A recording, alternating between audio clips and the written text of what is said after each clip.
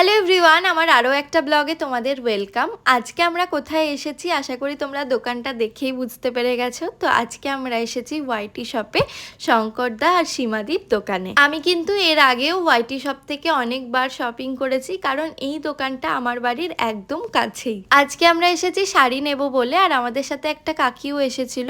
ওই কাকি একটা ড্রেস নেবে। ওয়াইটি শপের ভিডিও দেখে একটা ড্রেস কাকির খুব পছন্দ হয়েছিল, তো সেই ড্রেসটা নেবে বলেই এসেছিল। এসে আরও অনেক কটা ড্রেস দেখছিল, কিন্তু যেটা পছন্দ করে এসেছিল ফাইনালি কিন্তু সেটাই নিয়েছে।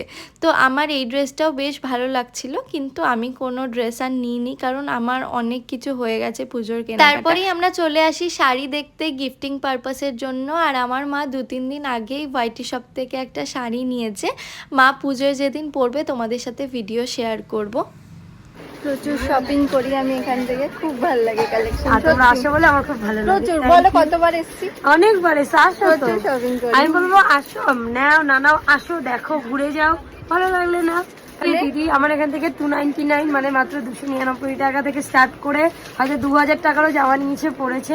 ভালো লেগেছে তো? খুব ভালো লেগেছে। আবার আসবে সবসময়। আর ওই আর এখানে আসি তার কারণ হচ্ছে সীমাদির ব্যবহার খুব ভালো, মানে সত্যি বলো, ব্যবহার সত্যি খুব ভালো।